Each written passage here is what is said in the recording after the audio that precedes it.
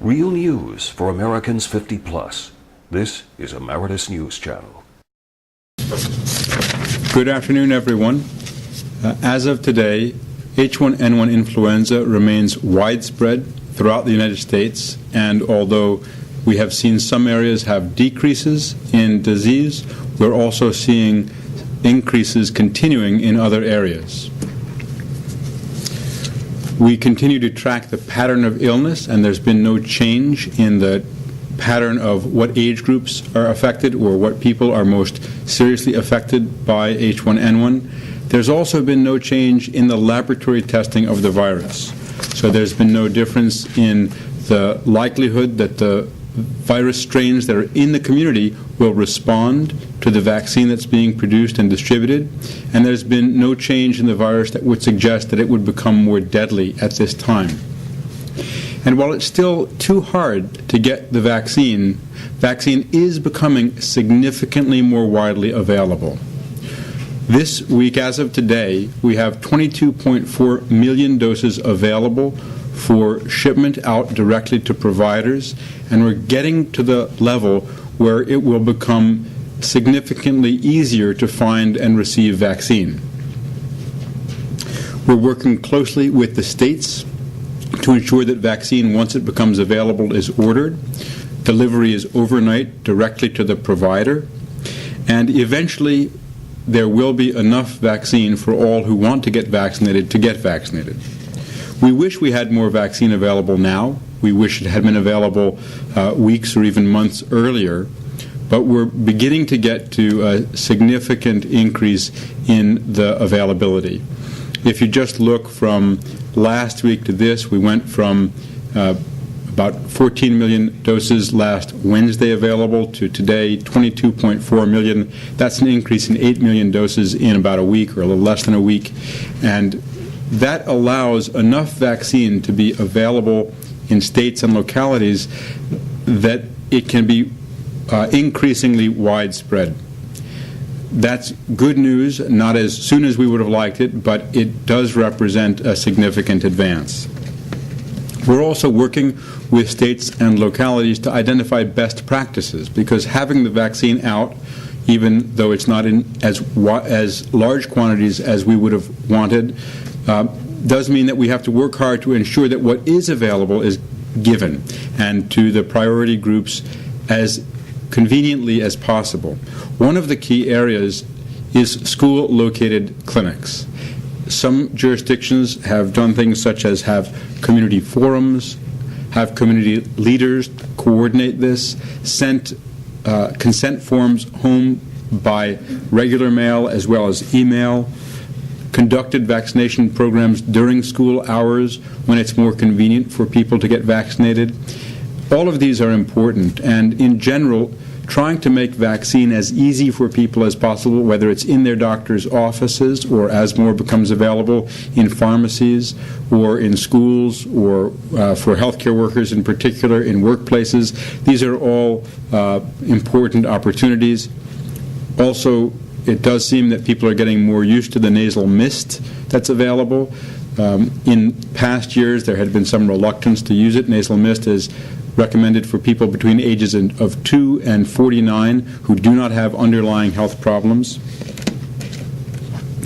We wish we had better technology. We wish we had a technology that could produce a vaccine in weeks or months rather than the 6 to 9 months that it takes given the current tried and true technology. Everyone in the supply chain is working hard. Manufacturers, government, distributors, health departments, providers, and the public. And I think all of us are frustrated that we haven't had more vaccine, that we don't have more vaccine now. When the season is over, it'll be a good time to look back and think of what could have been done differently or better. Clearly, the vaccine production technologies need to continue to improve.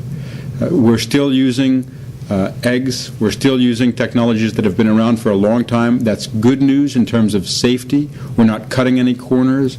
We're not trying anything that's new or experimental in this season. But we wish we had vaccine technologies that could be quicker. We also are struggling with the complex vaccine manufacturing process and the procurement and distribution process, and figuring out how that can work best is also something that's worth looking at carefully. But there's a lot that's also gone quite well. 6 months after the virus emerged, we have a vaccine available increasingly. We have a high degree of confidence in its safety. It's an excellent match with the strains of virus that are circulating. We did not cut any corners in terms of vaccine safety. All of the safeguards are being used. We're using the same production methods, the same factories, the same companies, the same safeguards to make a vaccine that's been used for hundreds of millions of doses with an excellent safety record.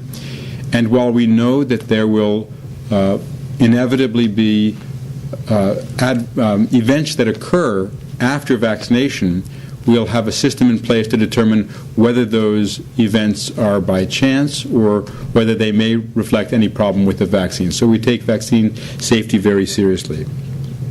Three final points. First, that this is a collaborative effort. Many parts of the federal government are involved. The manufacturers are involved. The healthcare providers, the health departments who have been central in ordering, identifying providers and distributing the vaccine, and the public in identifying and prioritizing people at high risk to get vaccinated as soon as vaccine is available.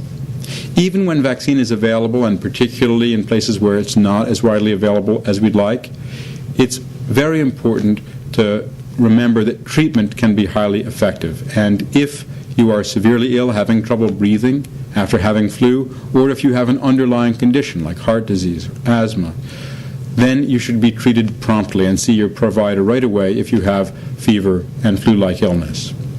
And of course, very effective always in preventing the spread of flu and protecting yourself and others is to stay home if you're sick, to cover your cough and sneeze, and to wash your hands frequently. So while we still have many people who want to get vaccinated and don't yet have ready access to the vaccine, we will be seeing in the coming week a significant increase in vaccine availability, and predictably there will be challenges in ensuring that the vaccine that is available gets to the people who want to get vaccinated, and I expect that that will be a challenge in some areas more than others. This is something that is never easy, and particularly when there is the level of concern and interest in vaccination that there is now. And so we're very grateful that the excellent work is being done at all levels by states, by providers, and that people understand that this will likely take more time than we would all have liked. Thank you, and we'll take some questions starting in the room. Thank you. Diana Davis from WSB in Atlanta. You've mentioned several times about the outdated production technology. Rather than eggs, what would be an improvement? Would it be genetic engineering, synthetic, and do other countries use this? There are several other potential vaccine manufacturing mechanisms. Cell-based is one, some DNA technologies are others, protein-based are others. They're all still experimental. We're not using any of them in this, and I'm not aware of any other country that's using any of the new technologies now. There is some use of adjuvant in other parts of the world. We've opted not to use adjuvant here. Hi, Dr. Mike Stovey from the AP. You said swine flu illnesses are increasing in some parts of the country and decreasing in others. Could you be more specific? Where is it increasing and decreasing? And also, could you put us in context? Are we in, would you call this the second wave right now, or is the second wave still in the future? We don't, yeah. You could say that we've had one flu season that's been continuous from April to now, but there was a lull over the summer with fewer kids in schools, and now that summer has ended and kids are back in school, more cases. We are seeing decreases in Georgia, as was reported in the press. Increases are quite focal, so it's not particularly one region or even one part of a state, but different parts of states, different parts of cities are seeing the virus spread at different times, and this is quite characteristic of influenza, that it's not a very steady, consistent pattern. It tends to be somewhat patchy. That's important because it means that although many people have had H1N1 influenza, and we wish there had been vaccine for them earlier, there are still many people at risk, and it is certainly not too late to get vaccinated when vaccine becomes available.